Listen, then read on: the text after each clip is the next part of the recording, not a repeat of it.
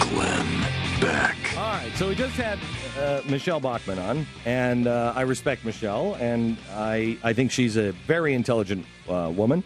I think she is a patriot. I think she is a God-centered woman. I don't think she is afraid of very much. I think she has had her life turned upside down, and if she wasn't a God-fearing woman, her life would have been destroyed. But her life isn't about stuff or about job titles or anything else. Her life is based on her God. And so she is moving forward. And I have profound respect for her as a congressman and also as a person. She's a friend. However, I believe she is wildly misguided on this NSA thing. And I don't know where the disconnect is. So let me just go through this. Here's what Michele Bachmann and I, after the last 30 minutes, this is what we agree on. Now, this whole thing started with her not voting to defund the NSA. Huge mistake. But here's not the entire NSA, just that one program. Here's what should have been the entire thing. Here's what we agree on. One, the government has access to everything, and that is gaining speed. They are consolidating power. And information is power. And they are consolidating it. They can listen. I'm not saying they are. They can listen. This is what we agree on. To everything. All keystrokes, all phone calls, everything. And they can store. She will say that they are only doing that with foreigners. I will agree with her that they are doing it with foreigners and calls to foreign entities. We agree on that. We agree that we do have FISA courts and that those FISA courts were set up through the Patriot Act, and the guy who started the Patriot Act says this is out of control and he's out. We agree on that. We agree that they are about to collect and store all data, including your health records and your family relationships and your personal employment information. Everything will be stored. We agree on that. We also agree that they can do these things.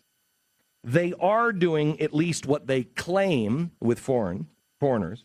We also agree that the IRS and the AP scandal, the IRS, they first said that they didn't do any of this. They didn't target Tea Parties.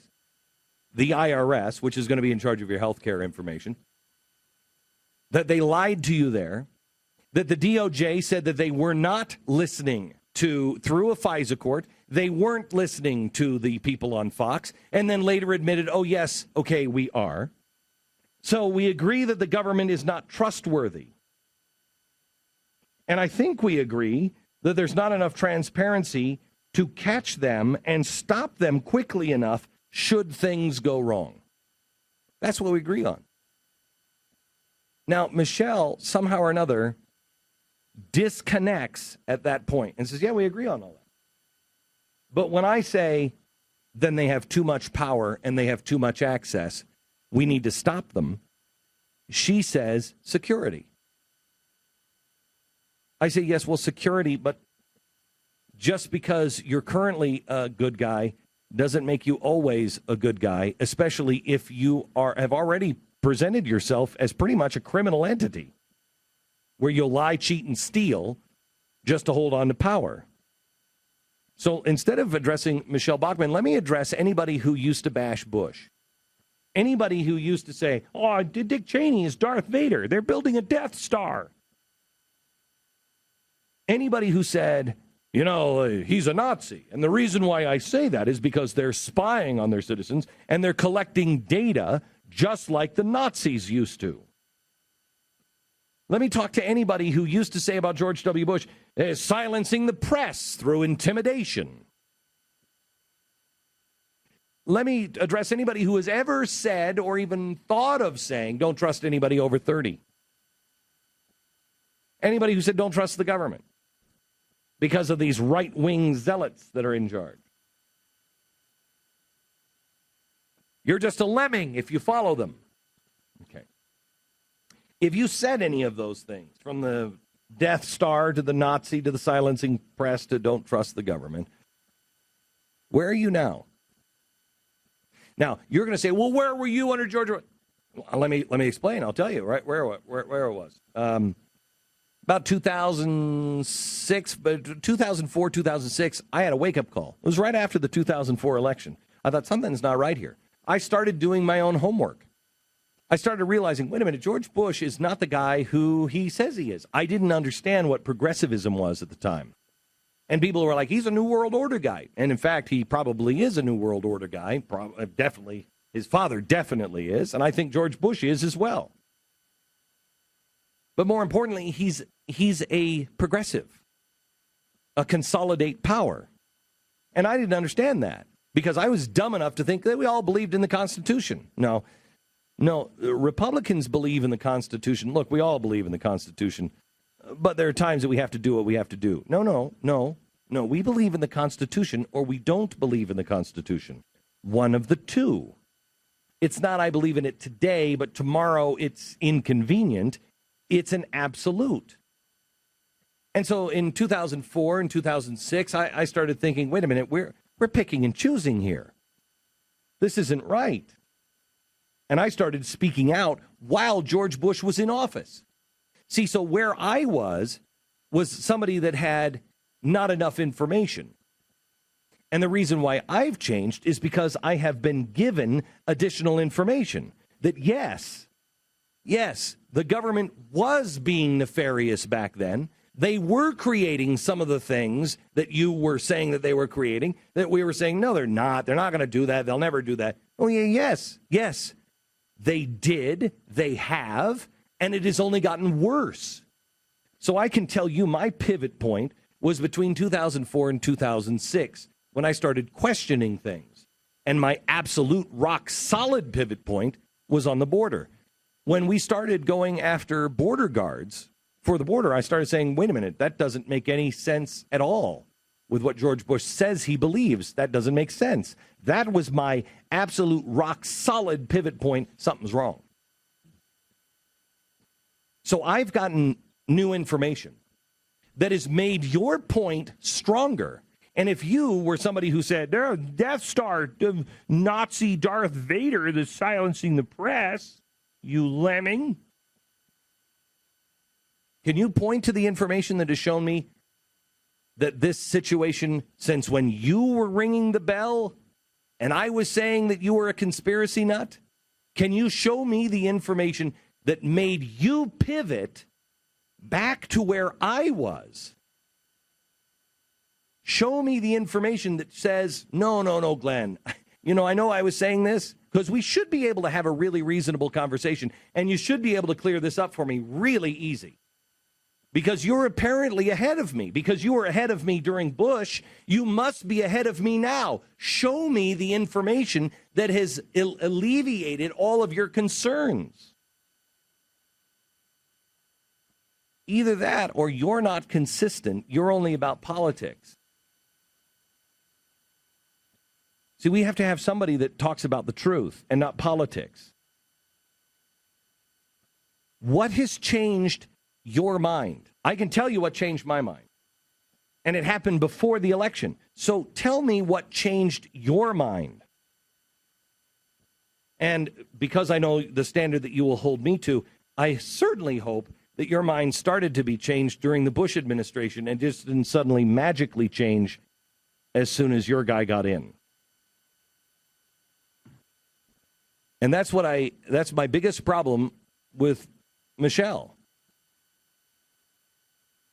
We can agree on all of these things. We don't have to have the evidence that it is worse. We don't have to have the evidence that they're actually storing, even though we will put the whistleblowers on radio tomorrow, where they're actually storing stuff, where they are. And we know because they had a gun pointed to their head by our own people. Their lives have been destroyed by our own people. They've lived it. They helped design the system. And then they said, wow, this is getting out of control. We got to get out of here. Okay, so I can point to those, but we don't even have to go that far. if you just agree that they have access to everything, they can listen, and they are listening to foreign entities, that we have FISA courts, and the guy who started the Patriot Act says it's out of control. They're about to collect and store all data.